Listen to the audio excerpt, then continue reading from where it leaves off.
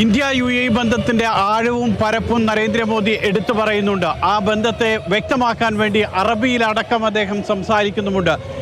ദക്ഷിണേന്ത്യൻ ഭാഷയിലൊക്കെ സംസാരിച്ചുകൊണ്ടാണ് പ്രധാനമന്ത്രി പ്രസംഗം ആരംഭിച്ചതും. ഇതിൽ ഏറ്റവും പ്രധാനമായി എടുത്തു പറയേണ്ടത് പ്രവാസികൾക്ക് വലിയ പ്രതീക്ഷ നൽകുന്നതാണ് UAEയിൽ റുപേ കാർഡിലും UPI ഡിജിറ്റൽ പ്ലാറ്റ്ഫോമിലും വിനിമയം ആരംഭിക്കാൻ പോകുന്നു എന്നത്. ഇത് സംബന്ധിച്ചിട്ടുള്ള കരാറിൽ ഇന്ന് അദ്ദേഹവും UAE പ്രസിഡന്റും തമ്മിൽ ഒപ്പുവെക്കുകയും ചെയ്തു. ഏറ്റവും ആശ്വാസം പ്രവാസികൾക്ക് നാട്ടിലേക്ക് പണം അയക്കുന്നതിനൊക്കെ ഇത് വലിയ സഹായകമാകുമെന്നുള്ളതാണ്. അതോടൊപ്പം തന്നെയാണ് ഇരു രാജ്യങ്ങളും തമ്മിൽ നിക്ഷേപം വർദ്ധിപ്പിക്കാൻ ഇന്ത്യയിലേക്കുള്ള UAEയുടെ നിക്ഷേപവും UAEയിലേക്കുള്ള ഇന്ത്യയുടെ എണ്ണ മേഖലയിലെ നിക്ഷേപവും ഒക്കെ വർദ്ധിപ്പിക്കാനുള്ള തീരുമാനം.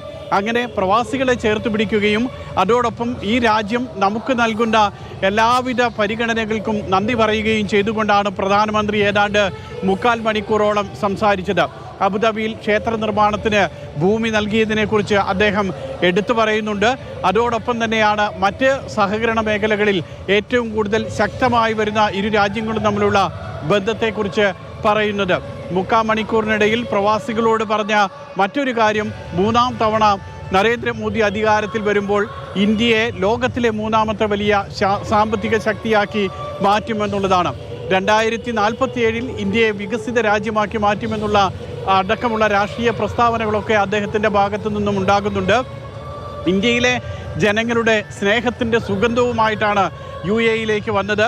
UAE പ്രസിഡന്റിനെ ഓരോ തവണ കാണുമ്പോഴും നിങ്ങളുടെ സ്നേഹവും സൗഹൃദവുമൊക്കെ അദ്ദേഹം എടുത്തു പറയാറുണ്ടെന്ന് നരേന്ദ്രമോദി അദ്ദേഹത്തിൻ്റെ പ്രസംഗത്തിൽ സൂചിപ്പിക്കുകയും ചെയ്തു. UAE സഹിഷ്ണുതാകാര്യ മന്ത്രിക്കൊപ്പമാണ് അദ്ദേഹം ഈ വേദിയിൽ എത്തിയത്. ഇവിടെ നിന്നും അദ്ദേഹം പോയി ഇനി നാളെ അദ്ദേഹത്തിന് 2 പ്രധാന പരിപാടികൾ. ഒന്ന് ദുബായിൽ നടക്കുന്ന ഗ്ലോബൽ ഗവൺമെൻറ് സമ്മിറ്റ്, മറ്റൊന്ന് അബുദാബിയിലെ ബാബ്സ് ഹിന്ദു മന്ദിറിൻ്റെ സമർപ്പണം. ഇത് രണ്ടും കഴിഞ്ഞ് നാളെ വൈകുന്നേരമാണ് അദ്ദേഹം ഖത്തറിലേക്ക് പോകുന്നത്. വലിയ ആവേശത്തിൽ തന്നെയായിരുന്നു ഇവിടെ തടിച്ചുകൂടിയിട്ടുള്ള പ്രവാസികളെല്ലാം തന്നെ അദ്ദേഹത്തെ വരവേറ്റതും. സായിദ് സ്പോർട്സ് സിറ്റിയിൽ നിന്നും മുഷീർ കൊടിയിലിനൊപ്പം സുരേഷ് വെള്ളിമുറ്റം, മാതൃഭൂമി ന്യൂസ്.